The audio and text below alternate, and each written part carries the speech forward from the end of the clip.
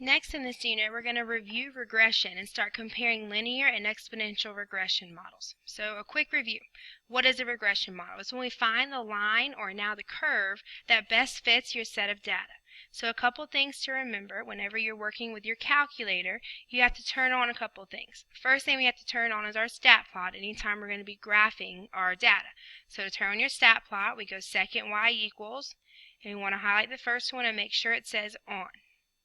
Another thing that we're going to want to turn on, especially now that we're comparing different models, is our diagnostic. To do that, we have to go second 0 to get to our catalog, and then we want to either scroll down to, it's alphabetical, so scroll down to D, or if you look above x to the negative 1, that's our alphabet. The D is right there, so we scroll down to diagnostic on. Press enter, enter, so that it says done. So you need to turn those two things on every time we do this, because we will need that correlation coefficient whenever we're comparing our models. And you don't see the correlation coefficient unless you turn on your diagnostic. So we're just going to look at an example. I'm going to find the linear and exponential regression model for this data, and then I'm going to determine which one is the best fit.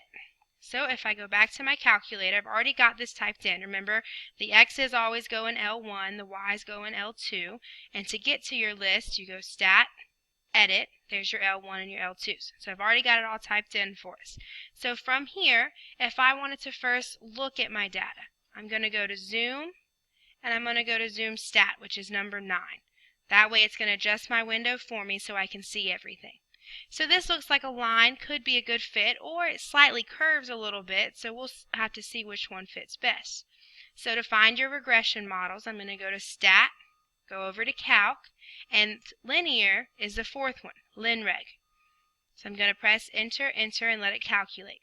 So it tells me that it's in the form ax plus b, and it tells me my a and my b. So I'm just going to write that down. So we've got negative 1.56x, and then plus 168.86.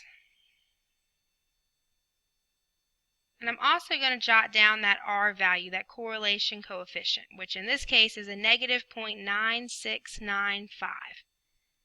Negative 0.9695. Remember, your correlation coefficient will only be between negative 1 and 1, and it can be equal to, and you want it to be close to negative 1 or close to 1. You don't want it to be close to 0, because the closer it is to negative 1 or 1, the stronger fit it is for that data. So now I'm going to go do the same thing, but this time I'm going to keep scrolling down. Now remember, we did do some quadratic regression, so that's number 5. There's an exponential regression that's at the very bottom, 0. So I'm going to do the same thing, but now exponential regression. And give it a second to load. And now it's telling me it's AB to the x, which is like our parent function for exponential. My A is 171.46. Alright, and then I got a B of 0.988 or 0.99 to the x power. And again, I get that same correlation coefficient down here, negative 0.9849 or negative 0.985.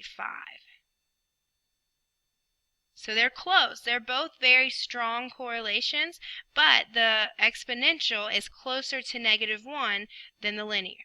So that tells me that in this case, the exponential is what fits best. Alright, so now, something else to review.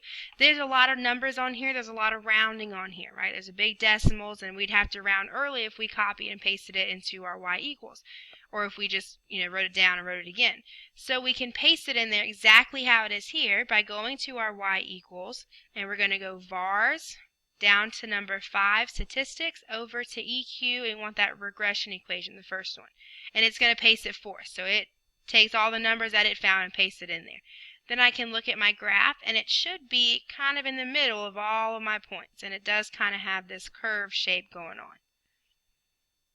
Alright, so that's just a quick review of regression, and we need to be able to do this in our calculator for our next class.